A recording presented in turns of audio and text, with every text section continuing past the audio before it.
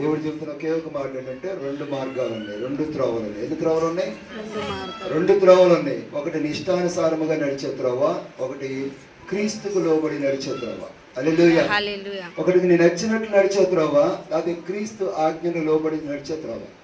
అంటే క్రీస్తుకి ఇష్టపూర్వకంగా నడిచే త్రోవ. ఇప్పుడు ఏ త్రోవలో నువ్వు నడుస్తున్నావు? నిష్ఠారమైన మార్గంలో నడిస్తే నీకేం కలిగింది? శ్రమ కలిగింది. క్రీస్తు అడుగుజాడలో నడిస్తే ఏం కలిగింది? సంతోషం కలిగింది. ఇప్పుడు నేను ఒక మాట చెబుతాను. అంబేద్కర్ స్టాట్యూ వెళ్ళాలంటే మీరు ఎలా వెళ్తారు? ఈ పక్క రోడ్లో వెళ్ళిపోతారు. కానీ అంబేద్కర్ స్టాట్యూకి ఇంకో రూట్ కూడా ఉంది. ఎటు తెలుసా? చెంగించల్ వెళ్ళి మెయిన్ రోడ్ ఎక్కి మాంగేల నుంచి, అటు నుంచి కేంద్ర బస్ స్టాప్ నుంచి, అటు నుంచి ఆర్టీసీ బస్ డిపో నుంచి, అటు నుంచి కమాన్ లోపలికి వస్తే అక్కడ కూడా వస్తుంది కేంద్రం. అవి వస్తే అంబేద్కర్ స్టాట్యూ వస్తుంది. ఇప్పుడు చెప్పండి, ఏ మార్గం దేనికి? ఏ మార్గం దగ్గర ఉంటుంది? ఇటు నుంచి దగ్గరేదా, అటు నుంచి దగ్గరేదా? నీ అంతటా నువ్వు నడుస్తున్నావంటే, నీ ఆలోచన ప్రకారం నడుస్తున్నావంటే, నీ స్వచ్ఛత్వం చేస్తున్నావంటే ఎలా ఉంటుంది తెలుసా? నీ జీవితం అంతా కష్టంగా ప్రయాణం చేస్తూనే ఉంటుంది. నువ్వు ఎంత శ్రమ పడుతూ నడుస్తూనే ఉంటావు. గమ్యానికి చేరుతావు అంబేద్కర్ స్టాట్యూ దగ్గరికి, కానీ తొందరగా చేరలేవు. హల్లెలూయా. నువ్వు ఎలా చేరలేవంట? తొందరగా వెళ్ళలేవు. నీకన్నా ముందు ఒకడు వెళ్ళిపోతాడు అంబేద్కర్ స్టాట్యూకి, షార్ట్ కట్లో. అందుకే నేను ఏమంటానంటే, క్రీస్తు మార్గంలో నడిచిన వాడు ఎలా ఉంటాడంటే, బాధలు వచ్చిన, హింసలు వచ్చినా ఆ మార్గాన్ని త్వరగా చేరుకుంటాడు. హల్లెలూయా. ఇప్పుడు చెప్పండి, యవనస్తులారా, ఏం పొందుకోవాలనుకుంటున్నారు? నిష్టానుసారమైన నడిస్తే అంట ఏం జరిగింది తెలుసా? నిష్టానుసారముగా నడిస్తేనంట శ్రమ రాబోద్దంట. ఒకరోజు ఆ శ్రమ తట్టుకోలేకంట గలిబిలి చెందుతంట, కలవరం చెందుతారంట. హల్లెలూయా. అందుకని యేసుకేలు గ్రంథంలో ఒక మాట చదువుతాడు. చూడండి ఒకసారి, యేసుకేలు గ్రంథం 22:4 చూడండి ఒకసారి. ఆ మాట చదివి ముగించేసుకుందాం. యేసుకేలు గ్రంథము 22:4. యవనస్తులారా ఉన్నారా బయట?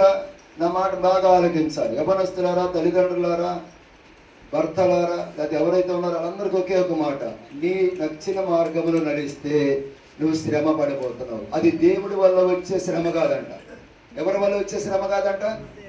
దేవుడి వల్ల వచ్చే శ్రమ కాదు. మీరు అనుకుంటారు, నాకు దేవుడు ఎంత శ్రమ పెట్టేశారంటే ఏంటి అర్థం తెలుసా? నీకు నచ్చిన మార్గం నడుస్తున్నావు కాబట్టి ఇక్కడ మాట చదువుతున్నాడు. ఏమన్నాడు? నీకు నీవే శిక్ష తెప్పించుకుంటేవి. అక్కడ పులి స్టాప్ ఉంది. అక్కడ నీకు నీవే శిక్ష తెప్పించుకుంటే. దేవుడి మీద ఎందుకు అపమానం వేస్తున్నావు? నువ్వు నాలో నీకు నచ్చినట్టు నడిచావు, దైవజన మాట నువ్వు ఎన్నిసార్లు ఫోన్ చేసినా రావు, ఎన్నిసార్లు ఫోన్ చేసినా లెక్క చేయవు, నిష్టానుసారంగా నడుస్తావు. ఆ పని చెయ్యొద్దు అంటే చేస్తానే ఉంటావు, ఈ పని మానుకోకుండానే ఉంటావు, మానుకోవు, అసలు ఎదురు తిరుగుతావు, మాటకు లోపడు. నిష్టానుసారముగా చేసినప్పుడు శ్రమ వచ్చింది. అప్పుడు శ్రమ వచ్చినప్పుడు దేవుడి దేవుడికి వచ్చి, ఇన్ని సంవత్సరాలకు నీ మందిరానికి వస్తున్నా, నాకు దేవుడు ఎందుకు ఈ శ్రమ తీసుకొచ్చాడంటే దేవుడు చెబుతున్న మాట, నీకు నీవే శిక్ష తెప్పించుకుంటే. నీకు నీవే. చెప్పండి, నాకు నేనే. ఎవరు తెప్పించుకున్నారు శిక్ష? నాకు ప్రార్థన లేదు, ప్రార్థన జీవితం లేదు, మందిరానికి వస్తున్నాను, పోతున్నాను, ప్రార్థనలు తెలియదు. ఆదివారం పట్టుకుంటే బైబిల్ మళ్ళీ ఆదివారమే పట్టుకుంటాను. ఈ మధ్యలో ప్రార్థన లేదు, గొడవలు, చికాకులు, ఇబ్బందులు, ఇవన్నీ ఎక్కడి నుంచి వస్తున్నాయంటే నీకు నీవే శిక్ష తెప్పించుకుంటేవి. శిక్షా సంవత్సరములు వచ్చుటకు నీవే కారణమైతివి. ఎందుకు నీ కుటుంబంలో శిక్షా సంవత్సరములు వస్తున్నాయంట అంటే, కలహాలు, ఇబ్బందులు ఇచ్చే సంవత్సరాలు వస్తున్నాయంట అంటే అర్థం ఏంటంటే నీకు నీవే. దేనికి వస్తున్నాయి చెప్పండి? కొంతమంది ఎవరు వస్తున్నారు అనుకుంటారు, నేను ఏ పాపం చేసినా నేను సంతోషంగానే ఉన్నానుగా, నేను సుఖంగానే ఉన్నానుగా, నాకు ఏ శిక్ష రావట్లేదుగా అనుకుంటారు కొంతమంది. ఏమనుకుంటారు చెప్పండి? కొంతమంది నా ఇష్టానుసారంగా తిరుగుతున్నానుగా. దాని లేడమ్మా, దాని లేడా బయటికి వెళ్ళిపోయా. మీరు ఏమనుకుంటారంటే ఇష్టానుసారంగా తిరుగుతున్నాను, నీ మందిరానికి పోవట్లేదు, నాకు ఎటువంటి శ్రమ రావట్లేదు అంటే సేవకుడు. చెప్పండి ఒకసారి. సేవకుడు. ఒక ఇంట్లో మీ పైన సిమెంట్ ట్యాంక్ పగిలిపోయింది అనుకో, నీళ్లు కారిపోతుంది అనుకో, బెచ్చం పడి, అప్పుడు మీరు ఎక్కడికి వెళ్ళాలి చెప్పండి? ఎక్కడికి వెళ్ళాలి? తాపీ మేస్త్రి దగ్గరికి వెళ్ళాలి. మీరు తాపీ మేస్త్రి దగ్గరికి వెళ్ళకుండా కారిపోతున్న కొద్ది కారిపోనిలే అనుకుంటే ఏమైంది? అది బాగోదు. బాగుపడాలంటే ఎవరి దగ్గరికి వెళ్ళాలి? సిమెంట్ మేస్త్రి దగ్గరికి వెళ్ళి, అయ్యా సిమెంట్ చెయ్యి, కారకుండా అనాలి. అవునా? ఇప్పుడు నీకు బాధ కలిగినప్పుడు ఎవరి దగ్గరికి రావాలి? నీకు చికాకు కలిగినప్పుడు ఎవరి దగ్గరికి రావాలి? దైవజనుడు దేనికి ఎందుకు ఉన్నాడు మీకు? ఆ గాయాన్ని కట్టడానికి ఉన్నాడు కదా, ఆ గాయాన్ని మోయటానికి ఉన్నాడు కదా, అవునా కదా? మీరు ఎక్కడికి రావాలి? అందుకని యవనస్తులారా మీకు చెబుతున్నా, మీకు మీరే శిక్షా సంవత్సరం రాబట్టుకోబోతున్నారు. శిక్షా సంవత్సరం నీ కుటుంబంలో ప్రవేశించకుండా ఉండాలంటే నీకు నీ ఇచ్చిన మార్గంలో నడవమాక. ఏ మార్గంలో నడవకూడదు? నీకు నచ్చిన మార్గంలో నడిస్తే తప్పకుండా శిక్ష నీ కుటుంబంలో వస్తుంది. హల్లెలూయా. అది దైవజనుడి దగ్గరికి వచ్చి ఎన్ని సంవత్సరాలు నేను ఆశీర్వాదం లేను అంటే నేను చెప్పిన మాట విన్నావు ఎప్పుడన్నా? నేను చెప్పిన మాట నువ్వు ఎప్పుడన్నా విన్నావా? అవును కదా, వినలేదు కదా. అందుకని దేవుడు చెబుతున్నాడు, నీకు నీవే శిక్ష తెప్పించుకుంటేవి, శిక్షా సంవత్సరములు వచ్చేందుకు నీవే కారణమైతివి. కాబట్టి అన్యజనులలో నిందాస్పదముగాను సకల దేశములలో అపహాస్యాస్పదముగాను. చూడండి, అందరి దగ్గర నీ పేరు పోద్దంట. నీ చుట్టుపక్కల ఉన్నవారు దగ్గర నీ పేరు పోద్దంట, దేశంలో నీ పేరు పోద్దంట, పక్కింట్లో నీ పేరు పోద్దంట, నీ పేటలో నీ పేరు పోద్దంట. ఇది పేరు చెబితేనే వాడు ఒక రౌడీ వెధవా అంటారు. హల్లెలూయా. ఆమె మంచిది కాదంటారు. ఎందుకని ఆ శ్రమ నీ దగ్గరికి వచ్చింది? నీకు నచ్చిన మార్గం నువ్వు నడుస్తున్నావు. అది నీకు నచ్చిన మార్గం నువ్వు నడవమాక శ్రమ పడతావని బోధిస్తున్నారు కదా. నీకు నచ్చిన మార్గం నువ్వు నడుస్తున్నావు. అందుకని దేవుడు చెబుతున్న మాట, ఆయన మార్గంలో మీరు నడవాలి, ఆయన చిత్తం మీద తెలుసుకోవాలి, ఆయన చూపించిన రోడ్లను నువ్వు వెళ్ళాలి. అప్పుడు నీకేం కలగదంట? శ్రమ కలగనే కలగదంట. ఇప్పుడు ఏమనుకున్నారంటే యవ్వనస్తులు, అయ్యో మాకు ఎటువంటి శ్రమ రావట్లేదు కానీ మేము ఎంజాయ్ చేస్తున్నాం, చాలా సినిమా పాటలు పెట్టి ఎంజాయ్ చేస్తున్నాం, సినిమాలు కూడా పోతున్నాం, అసలు మా సేవకుడు కూడా తెలియదు మేము ఎన్ని సినిమాలు చూస్తున్నామో, దాక్కుంటూ పోతున్నాం అనుకునే వాడికి ఒకరోజు శ్రమ రాబోతుందంట. ఒకరోజు శ్రమ రాబోతుందంట. మరి ఇప్పుడు దాకా మీకు శ్రమలు వచ్చి మీరు కాపాడబడుతున్నారంటే ఎవరంట? ఆ పగులులో. ఏ పగులులో చెప్పండి? ఆ పగిలిపోయిన మధ్యలో ఎవరు కూర్చున్నారంట? దైవజనుడు కూర్చొని ప్రార్థన చేస్తున్నారు. చదవండి, లాస్ట్ వచ్చిన 21 వచ్చిన ఉంటుంది, 30 వచ్చిన చదవండి. నేను దేశమును పాడు చేయకున్నట్లు ప్రాకారమును దిట్టపరచుటకును బద్దలైన సందులను నిలుచుటకును. ఇప్పుడు చెప్పండి, బద్దలైన సందులో నిలుచుటకును తగిన వాడెవడని నేను ఎంత విచారించానో ఒక్కడైనను కనబడలేదు. చూడండి, ఈ రోజుల్లో ఒక్కడైనా కనబడడంట. ఎక్కడ? ప్రాకారపు సందులు పగిలిపోతారంట. ఇదివరకు కోటలకి చుట్టూరా ఏముండేదంట? ప్రహరీ గోడ ఉండేదంట. శత్రువులు లోపలికి రాకుండా గోడ ఉండేదంట. ఆ గోడ కనుక పగిలిపోతే వెంటనే రిపేర్ చేసేవాళ్ళండి. ఎందుకని? శత్రువుల లోపలికి వచ్చేస్తారంట. శత్రువుల లోపలికి వచ్చేసి ఆ దేశాన్ని జయిస్తారంట. అందుకనే ఆ ప్రహరీ గోడని, ఆ అంతఃపురం చుట్టూ గోడని కాపాడుకుంటారంట. అలాగే మీ కుటుంబంలో కూడా ఏ గోడ కాపాడుకున్నారంట? ప్రార్థన నీ జీవితం లేకుండా మీరు నశించిపోతుంట. ఆ మధ్యలో నిలిచి నిలబడేది దైవజనుడు అంట. ఆ గోడ పగిలిపోతే ఆ గోడ మధ్యలో నిలబడి ప్రార్థన చేస్తాడంట. హల్లెలూయా. మీ జీవితాలు బాగుపడాలని ఇప్పుడు దాకా నాకు శ్రమ రావట్లేదు అనుకోమాకండి. ఈ మధ్య సందులో నిలబడి ప్రార్థన చేసేవాడు ఎవరంట? దైవజనుడు అంటండి. అందుకని మీరు ఇప్పుడు సంతోషంగా ఉన్నారు. పాపం చేసిన సంతోషంగా ఉన్నారంటే అర్థం ఏంటి తెలుసా? దైవజనుడి ప్రార్థన మీకు ఏం రాకుండా కాపాడుతుందంట? మీ మీద శ్రమ రాకుండా కాపాడుతుందంట. హల్లెలూయా.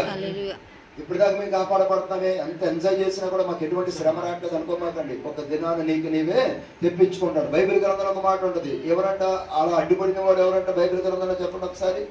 మోషే అడ్డుపడ్డాడంటండి. ఏమడ్డుపడ్డాడంట? వాళ్ళు బంగారపు దూడను చేసుకుని పాపం చేస్తే దేవుడు అనుకున్నాడంట వీళ్ళందరినీ తీసేద్దాం అనుకున్నాడు.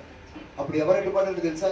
ఆ ప్రజల మధ్యలోకి వచ్చిన ప్రజలను చంపమాదని చెప్పి దేవుడికి ప్రజలకు మధ్యలో అడ్డుగోడగా ఉన్నాడంట. ఏమంటాడు చూడండి ఒకసారి. కీర్తన గ్రంథాలు వివరంగా ఉంటుంది. 106వ కీర్తన 23వ వచనం చూడండి, చదవండి ఎవరన్నా. 106వ కీర్తన 23వ వచనం.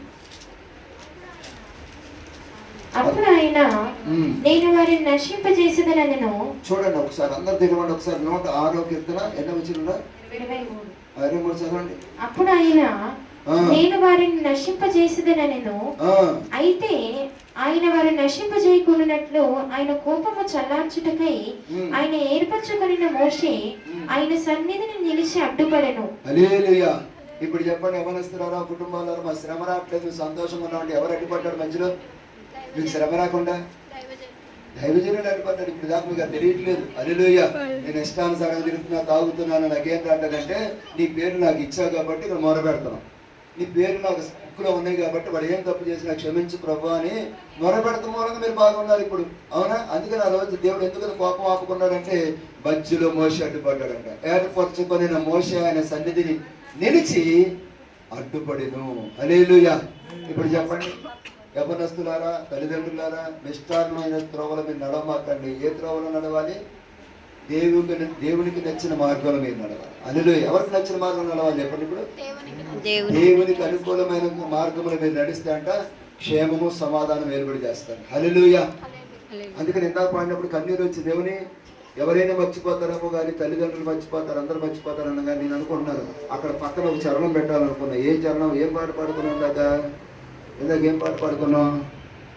ఒక పాట పాడాం కదా, ఏస్తున్నానా ఏస్తున్నానా అన్నప్పుడు తల్లి మరిచిన తండ్రి విడిచిన నీవు నన్ను. ఆ తల్లి మరిచిన తండ్రి విడిచిన చోట వెళ్ళిపోయిన విశ్వాసుల పేర్లు పెట్టుకుని వెళ్తున్నాం. మీరేమో అది మారుతున్నారు. ఈ తల్లి మరిచిన చోట ఎవరైతే వెళ్ళిపోయిన సంఘంలో నుంచి విశ్వాసులు కొంతమంది ప్రేమ కలిగి వాళ్ళ పేర్లు పెట్టారు. పలానా సుబ్బారావు, పలానా వెంకట్రావు మరిచినా సరే నువ్వు మరించిపోవేసయ్యా. అర్థమైందా నా మాట మీకు? ఆ సుబ్బారావు వెంకట్రావు తర్వాత నేను చెబుతున్న ఉదాహరణ. వెళ్ళిపోయిన వాళ్ళు, ప్రేమతో ఉన్న వాళ్ళు కాలుగా వెళ్ళిపోతే ఎంత బాగా ఉంటుంది. హల్లెలూయా. అందుకని మనుషులు ఈరోజు ప్రేమిస్తారు కానీ రేపొద్దున చెప్పని తెలియదు వెళ్ళిపోతారు ఇప్పుడు. హల్లెలూయా. అలా వెళ్ళిపోవడానికి మనసుకాలు ఎలా వస్తుందో నాకు అర్థం కాదు. హల్లెలూయా. అందుకని వాళ్ళ పేర్లు పెట్టుకుని మీరేమో తల్లి మరిచినా తండ్రి మరిచినా నేనేమో నా పేర్లన్నీ గుర్తు చేసుకుంటాను. వాళ్ళ పేర్లన్నీ పెట్టుకుని వాడు వీళ్ళు మరిచిన మాత్రం మర్చిపోవేసి. హల్లెలూయా. పండ్ల సందులో కూర్చొని ఏడ్చేవాడి కోసం ఎదురు చూస్తున్నాడు అంటే దేవుడు. ఎవరన్నా మొర్ర పెట్టేవాడు భూమి మీద కనపడతారేమో ఏడుస్తున్నాడు అంటే దేవుడు. అలాంటి వాడు ఒక్కడో లేని రోజు రాబోతుందంటండి. మీకోసం ప్రార్థన చేసేవాళ్ళు ఒక్కడో ఎక్కడో రోజు రాబోతుందంట. దేవుడు కనిపెట్టే రోజు రాబోతుందంట. అందుకని ఇది శ్రమల కాలం, పడిపోయే కాలం. అందుకని నేను ఒక మాట చెప్పిన. నిన్న శుక్రవారం ఉపవాస ప్రార్థనకు ఎవరు వచ్చారు? శుక్రవారం ఉపవాస ప్రార్థన ఒక అధ్యాయం చెప్పి ఏం చెప్పానమ్మా? ఎస్కేల్ గ్రంథము, ప్రకటన గ్రంథము 12 వచ్చి నేను చెప్పా. చదవండి ఒకసారి. అది ముగించేది ఒక మాట చెప్పేసి శుక్రవారం ఒక మాట చెప్పిన, కింద ఆదివారం కూడా ఒక మాట చెప్పిన. మూడో వ్యక్తి ప్రవేశిస్తే ఏం జరిగింది?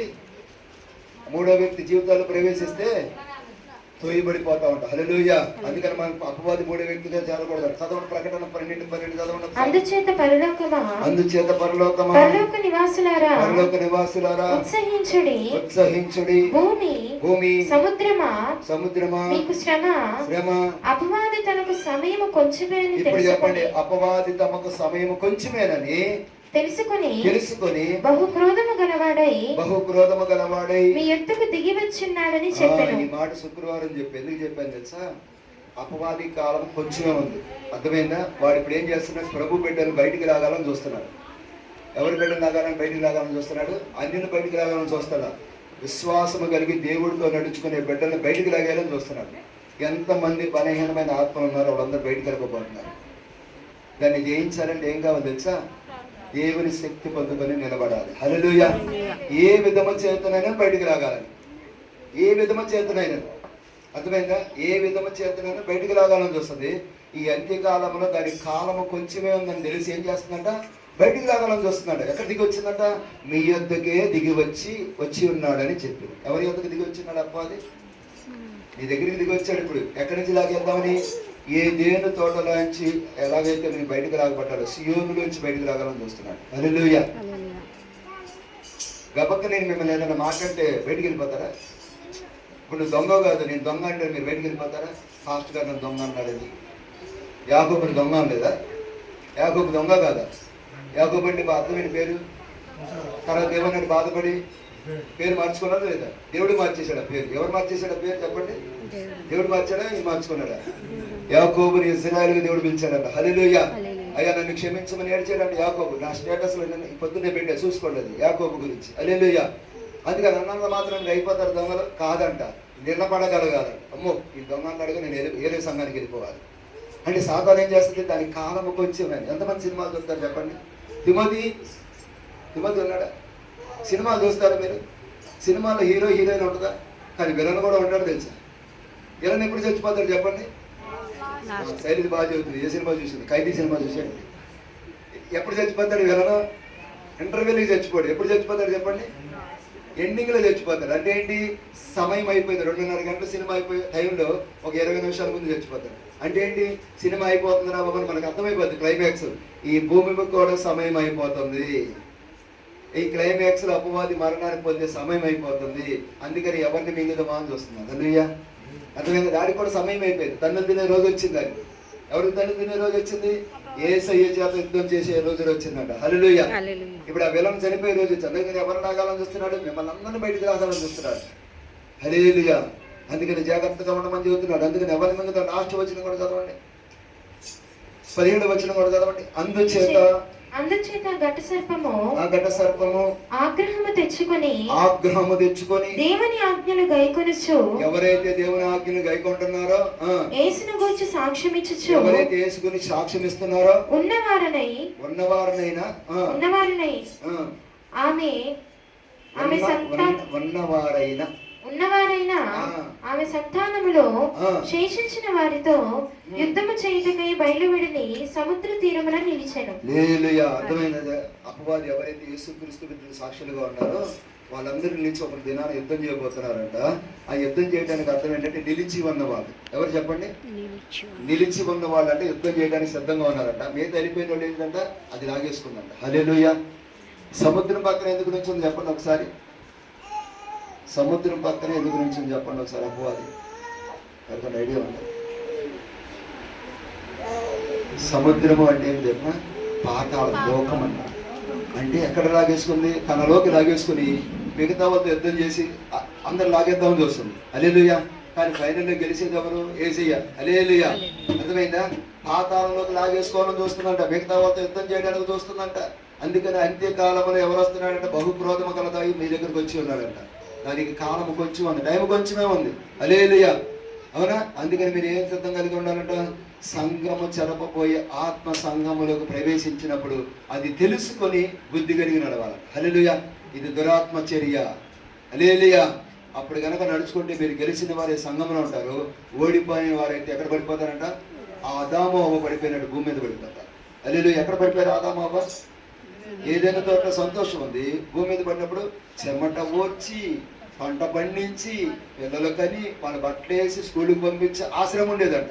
ఏదేను తోట ఏమీ లేదు, శుభ్రంగా పడుకోవడం తింటాం. అలా నాటంగానే అక్కడ వచ్చేసి, అలా నాటంగానే పళ్ళు వచ్చి, అలా నాటంగానే అన్నీ వచ్చేసి, ముళ్ళ చెట్లు లేవు, కంప చెట్లు లేవు, ఏమీ లేవు. అవునా? అటువంటి జీవితాన్ని మీరు పోగొట్టుకోకుండా కాపాడబడాలంటే కాలము కొంచెమే ఉంది. హల్లెలూయా. అపవాది కాలం కొంచెమే ఉంది. అందుకని ఏ త్రోవలో నడుస్తారు? రెండు మార్గాలు ఉన్నాయి. ఏ మార్గంలో నడవాలి? నా సొంత మార్గంలో నేను నడవకూడదు. నా సొంత మార్గంలో నడిస్తే ముక్కు ఎక్కడ చూపిస్తారు? ఏంటి చెప్పండి? ముక్కు చూపించి, ముక్కు చూపించి, ముక్కు చూపించి ఎక్కడ ఉంది? అలా ఎందుకు ఎలా చూపిస్తే? నీ సొంత మార్గంలో చూపిస్తే ఎలా నడుపుతావు? ఏసీ దగ్గరికి వెళ్తే ఎలా చూపి? హల్లెలూయా. అర్థమైంది కదా? అందుకని జాగ్రత్తగా ఉండండి. దేవుడు మన మధ్యలో ఉన్నాడు. దేవుడు కార్యం జరిగించిపోతున్నాడు. అపవాదిని ఎదుర్కొనే శక్తి కావాలంటే మీకు ఏం కావాలంట?